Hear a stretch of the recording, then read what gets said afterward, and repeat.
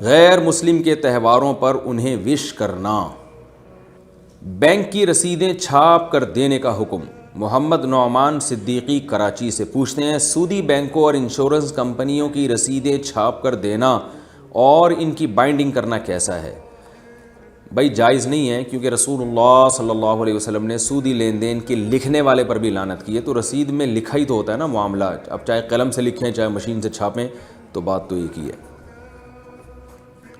کیا جہیز کے بعد وراثت میں حصہ ہوتا ہے؟ بنت حنیف دہلی سے، پہلے سادگی سے شادیاں ہوتی تھیں، اب لڑکیوں کی شادی میں لاکھوں روپے خرچ ہو جاتا ہے۔ اگر ہمارے والدین زمین بیچ کر شادی کر رہے ہیں تو کیا بعد میں ہمارا والدین کی وراثت اور پراپرٹی میں حصہ ہوگا یا نہیں ہوگا؟ جی ہاں، والدین اپنی زندگی میں بیٹی کو یا بیٹے کو کچھ بھی دیں تو مرنے کے بعد دوبارہ پھر بیٹی اور بیٹے کا حصہ لازمی ہوگا۔ والد صاحب نے 1 کروڑ روپے اپنی بیٹی کو جہیز میں دے دیے اور اگلے دن کسی ایکسیڈنٹ سے والد صاحب کا انتقال ہو گیا، تو بیٹی کو دوبارہ اتنا ہی وراثت میں حصہ ملے گا جتنا ان بیٹیوں کو مل رہا ہے جن کو جہیز نہیں دیا۔ تو اس لیے باپ کو چاہیے جہیز دینے سے پہلے یہ سوچا کریں کہ کہ دوبارہ وراثت میں بہرحال حصہ دیا جائے گا، تو یہ جہیز کی رسم کو ختم کرنا چاہیے۔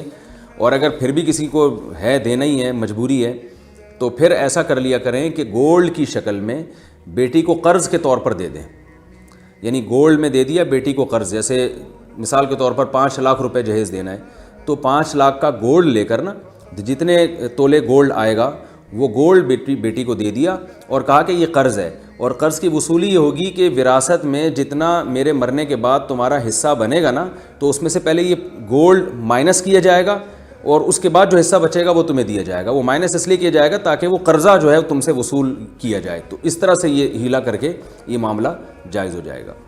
کر رہا ہے، کیا لڑکی بھاگ کر شادی کر سکتی ہے؟ محمد عتیق لاہور سے پوچھتے ہیں، لڑکے والے اگر لڑکی والوں کے ہاں رشتہ لے کر جائیں اور لڑکی والے بات کو لٹکا دیں، نہ ہاں کر رہے ہوں نہ کر رہے ہوں، تو لڑکی کیا کرے؟ کیا وہ بھاگ کر شادی کر سکتی ہے؟ لڑکی بھاگ کر شادی نہیں کر سکتی، بہت ہی معیوب حرکت ہے یہ۔ وہ ہاں یا نہ اس لیے نہیں کر رہے کہ وہ کنفیوز ہیں، ان کو لڑکا سمجھ میں نہیں آ رہا۔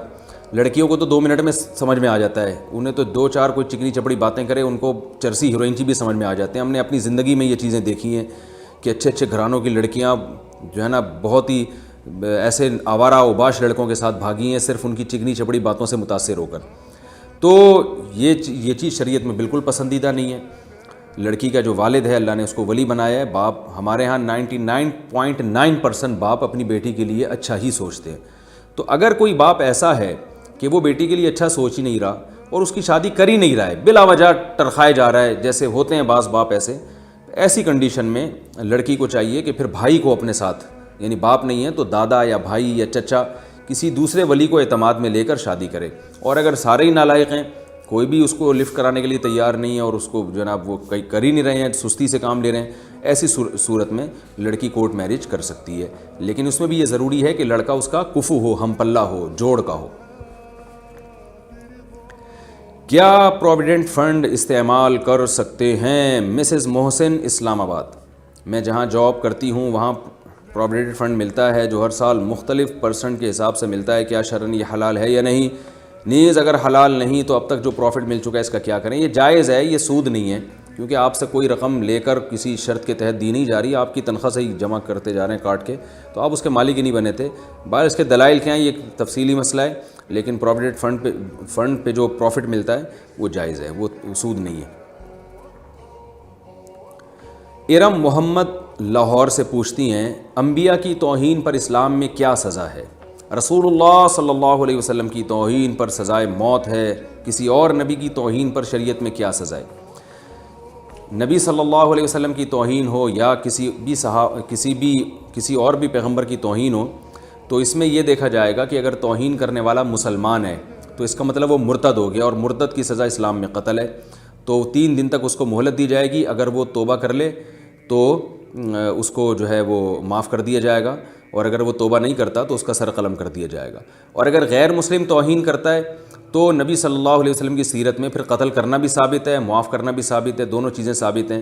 تو ایسی چیز جس میں اسلام نے ہمیں آپشن دیا ہے اس میں پھر حکومت کو اختیار ہے کہ وہ قانون سازی کرے زمانے کو اور حقائق کو سامنے رکھ کر. تو حکومت کو یہ بھی اختیار ہے کہ توہین رسالت, چاہے وہ نبی صلی اللہ علیہ وسلم کی توہین ہو یا کسی اور پیغمبر کی, اس کی توہین پر حکومت کو یہ اختیار ہے کہ وہ قتل بھی سزا رکھ سکتی ہے, تعزیر بھی رکھ سکتی ہے. تو یہ ساری چیزیں مفوض الی الحکام ہیں, یعنی حکام کی طرف ہیں.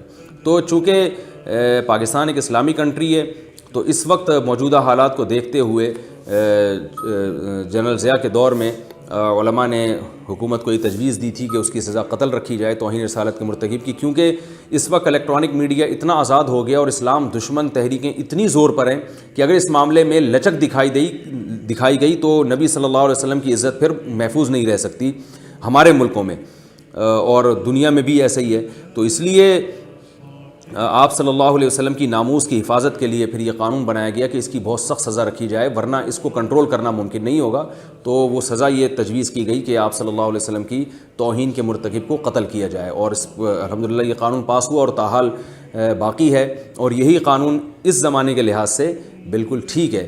تو جب حکومت کسی بھی قانون کا حصہ بنا دیتی ہے اور شریعت نے اس کی اجازت بھی دی ہو تو شریعت اس کے اگینسٹ نہ ہو تو وہ پھر شرعاً بھی اس کی پابندی لازم ہوتی ہے. تو اس لیے ہم یہ کہہ سکتے ہیں کہ حکومت کے قانون پاس ہونے کے بعد پھر شرعاً اس کی سزا اب قتل ہی ہے, اور توہین رسالت کے مرتکب کو بہرحال قتل کیا جائے گا. باقی انبیاء کے بارے میں بھی ہے اور نبی صلی اللہ علیہ وسلم کے بارے میں بھی. تو حکومت جو سزا بنا دے وہ سزا پھر نافذ ہو جاتی ہے.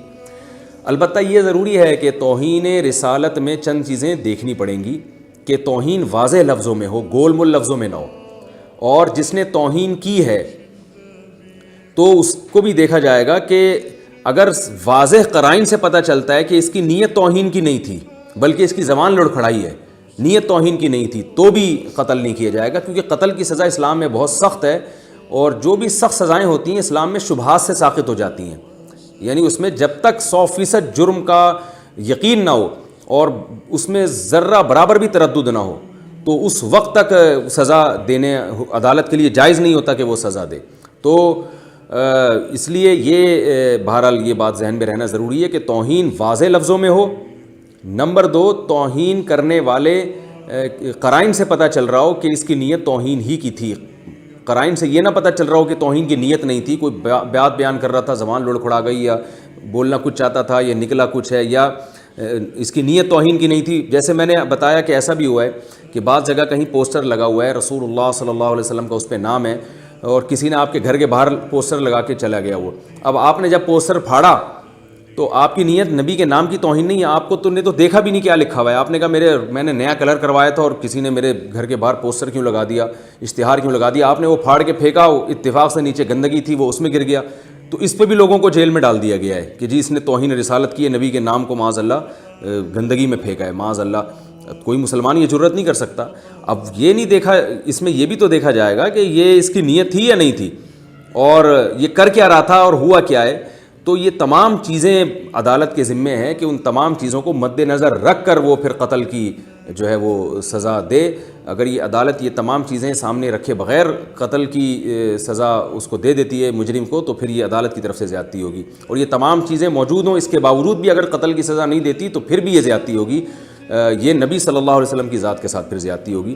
تو اس میں جو ہے یہ عوام کو چاہیے جذباتیت سے ہٹ کر زمینی حقائق کو دیکھتے ہوئے اور اسلام کے اصل حکم کو دیکھتے ہوئے فیصلہ کیا کریں. کیونکہ آج کل یہ مسئلہ اتنا زیادہ اس میں لوگ جذباتی ہو جاتے ہیں کہ بعض دفعہ بے گناہ لوگ بھی جیلوں میں چلے جاتے ہیں. اور ایسے لوگ ہیں, وہ بیچارہ کوئی پوسٹر پھاڑ رہا تھا, اس کی نیت نہیں تھی, اس کو پتہ ہی نہیں تھا اس میں لکھا ہوا کیا ہے, اس کو جناب توہین رسالت کے کیس میں اندر کر دیا.